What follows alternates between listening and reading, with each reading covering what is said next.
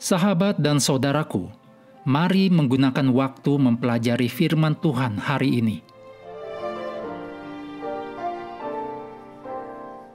Senin 13 Oktober, judulnya Allah Keajaiban yang Hidup.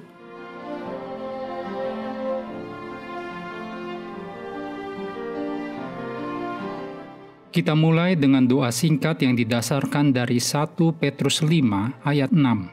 Karena itu, rendahkanlah dirimu di bawah tangan Tuhan yang kuat, supaya kamu ditinggikannya pada waktunya. Amin.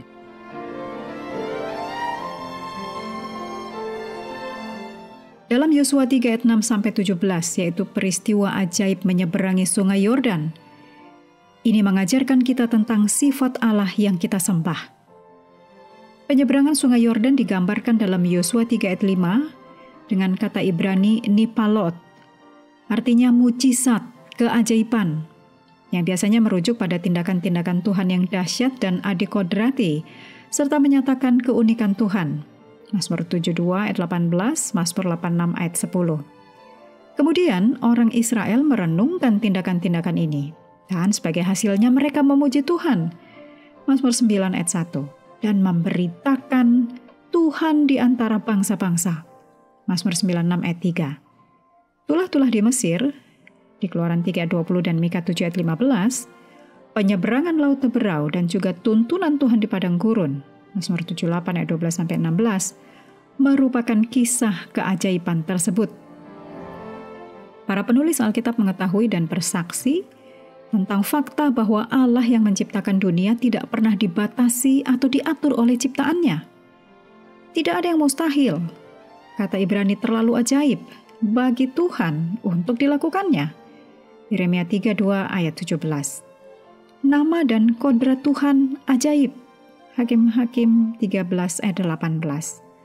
Dan Tuhan melampaui pemahaman kita. Berbeda dari setiap ilah bangsa-bangsa lain yang tidak dapat menyelamatkan, seperti yang dicatat Mazmur 96 ayat 5, Yesaya 44 ayat 8, Allah Alkitab adalah Allah yang hidup, aktif dan hidup, yang dapat dipercaya oleh umatnya dengan menantikan tindakan Allah demi mereka. Nabi Zakaria menggunakan istilah yang sama, itu dari akar kata yang sama, niplaot, ketika memandang masa depan Israel setelah pembuangan ke Babel. Nabi Zakaria melihat bahwa Yerusalem akan dibangun kembali sepenuhnya, dengan orang-orang tua yang duduk di jalan-jalan kota, dan anak-anak lelaki dan perempuan bermain di sana. Kepada penduduk ibu kota yang tampaknya tidak percaya karena kota itu masih menunjukkan tanda-tanda kehancurannya, Zakaria bernubuat, "Beginilah firman Tuhan semesta alam.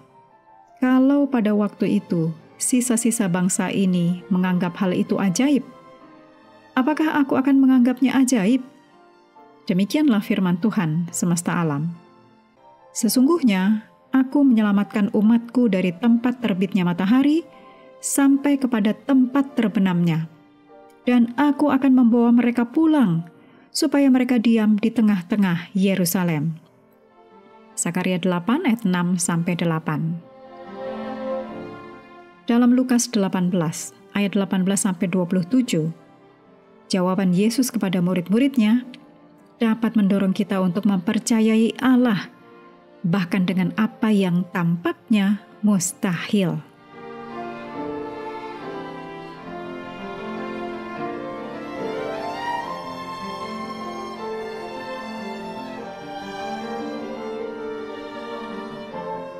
Mengakhiri pelajaran hari ini, mari kembali ke ayat inti Yosua 4 ayat 23 dan 24.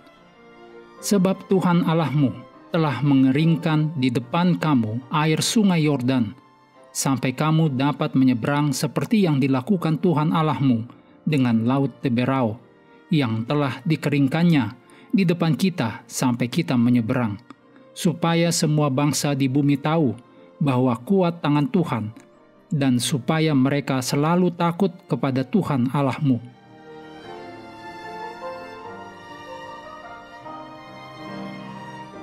Sahabat juga perlu melengkapi waktu untuk bersekutu dengan Tuhan setiap hari, Dengan bacaan Alkitab sedunia, percayalah kepada nabi-nabinya yang melanjutkan dari Ulangan pasal 27.